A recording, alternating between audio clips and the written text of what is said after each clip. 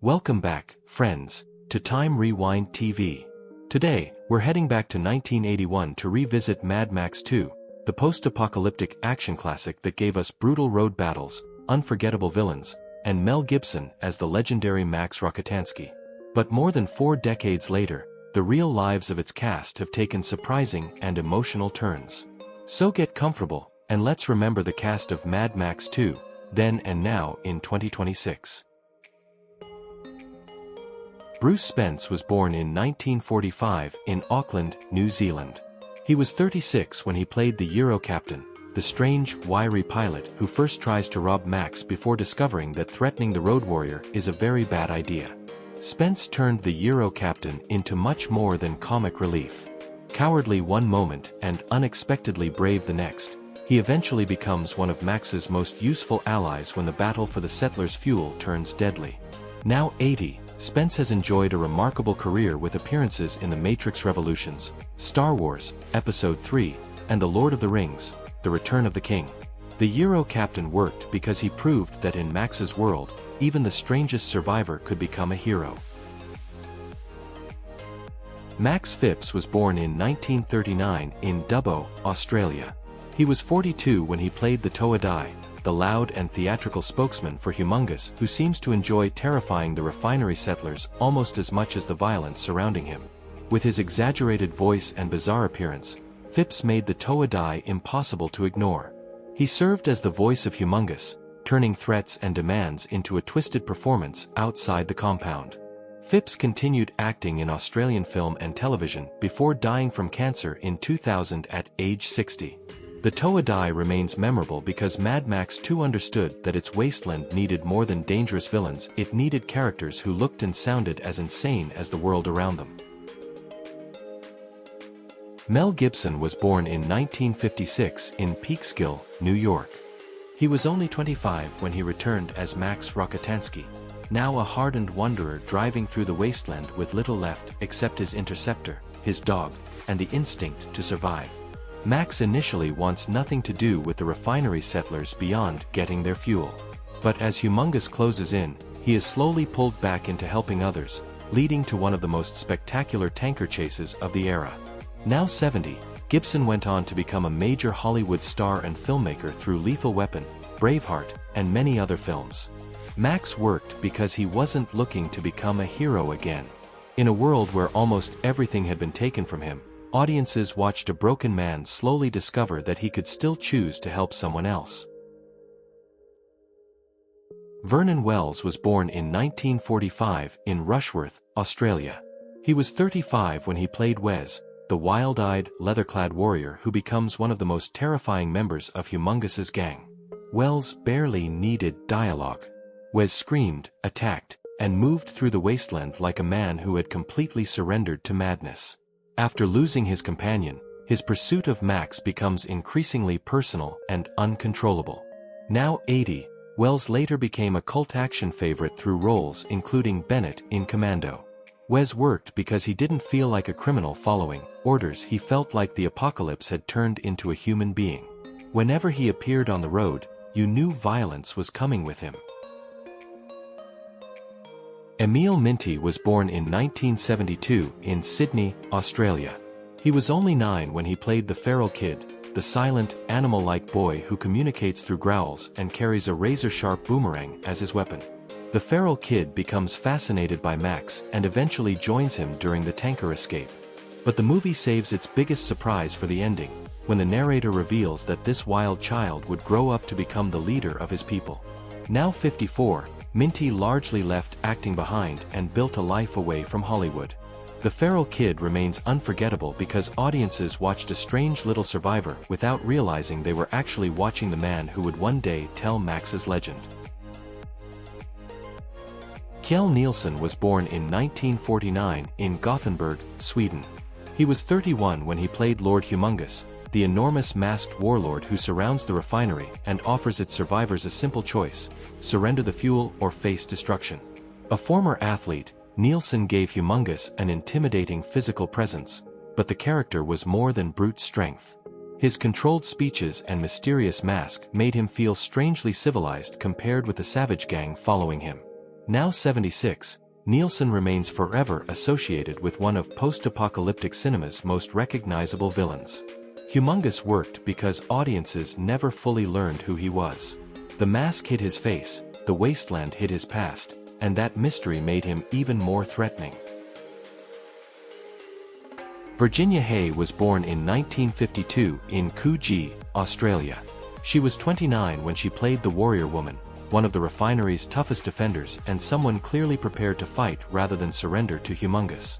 Hay gave the character strength without needing a complicated backstory.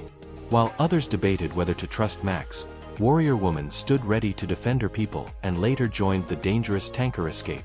Now 74, Hay later became especially well known to science fiction fans as Jean on Farscape. Warrior Woman worked because she never felt like someone waiting to be rescued. In a wasteland ruled by violent men, she stood beside the fighters and faced exactly the same danger. William Zappa was born in 1948 in Hadley, England. He was in his early 30s when he played Zeta, one of the settlers desperately defending the refinery and its precious fuel from Humongous and his marauders. Zeta belonged to the community Max initially sees only as an opportunity to obtain gasoline. Characters like him helped make the compound feel like a real group of survivors rather than simply background for the action. Zappa went on to build a respected career across Australian theatre, film, and television. Now in his late 70s, his role in Mad Max 2 remains part of the human side of the story. The settlers weren't warriors looking for glory, they were ordinary survivors trying to escape with a future. Archie Whiteley was born in 1964 in London, England, and grew up in Australia. She was only 16 when she appeared as the captain's girl, the young woman who develops a connection with the eccentric Euro captain. Whiteley's character brought a small touch of tenderness to a movie dominated by engines, weapons, dust, and death. Her scenes with the Euro captain hinted that people could still form relationships even after civilization had collapsed. Whiteley continued acting in Australia and Britain before sadly dying from adrenal cancer in 2001 at only 37. Her character had limited screen time, but she represented something rare in Max's brutal wasteland, the possibility that life could still contain affection, companionship, and hope. Max Fairchild was born in 1946 in Melbourne, Australia. He was 35 when he appeared as the broken victim, one of the unfortunate people caught in the brutal wasteland surrounding Max's journey. Fairchild's role was small, but characters like his established something important immediately. This world had no safety left. Humongous and his marauders didn't simply steal fuel, they used fear and cruelty to control everyone unfortunate enough to cross their path. Fairchild later became a familiar face across Australian film and television. His appearance in Mad Max 2 is a reminder that the movie's wasteland felt dangerous because even minor characters could suffer terrible consequences. Survival was never guaranteed to anyone. Tyler Coppen was born in 1956 in California and later built much of his career in Australia. He was in his mid-20s when he appeared as the defiant victim, another character caught in the merciless violence of Humongous's wasteland. His appearance is brief but disturbing, helping establish the cruelty of the marauders before Max becomes fully involved with the refinery community. This isn't a world where losing means simply walking away. Coppen later developed a long career as an actor, writer, and performer across stage and screen. Now around 70, his small role remains part of what made Mad Max 2 feel so dangerous. Before the spectacular chase even begins, the movie makes one thing clear: these villains have no mercy. Steve J. Spears was born in 1951 in Adelaide, Australia. He was around 30 when he played the mechanic, one of the refinery survivors working to keep the community functioning while Humongous's gang closes in around them. The mechanic had limited screen time, but characters like him made the compound believable. In a world where working vehicles could mean the difference between escape and death, keeping machines alive was as important as knowing how to fight. Spears was also an accomplished playwright and writer before his death in 2007 at age 56 from cancer. His mechanic may not be one of the movie's famous warriors, but Mad Max 2 needed survivors like him. Someone had to keep those engines running before Max could drive them into legend. Michael Preston was born in 1938 in Hackney, London. He was 43 when he played Pappagallo, the determined leader of the refinery settlers who refuses to let Humongous decide the future of his people. Pappagallo sees something in Max that Max himself has almost forgotten. While Max insists he's only interested in fuel, Pappagallo challenges his selfish isolation and eventually convinces him to become part of their desperate escape. Now 88, Preston remains remembered for the role by generations of Mad Max fans. Pappagallo worked because he represented the opposite of Max. Max had survived by caring about nobody. Pappagallo survived by giving people something to believe in. Their meeting helped turn a lonely wanderer back into a reluctant hero. Thanks for spending another nostalgic moment with us here at Time Rewind TV. Looking back at Mad Max 2, 1981, reminds us why this post-apocalyptic classic remains unforgettable more than 4 decades later.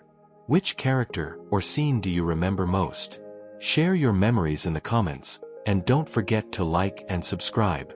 Until next time, take care, and we'll see you again on Time Rewind TV.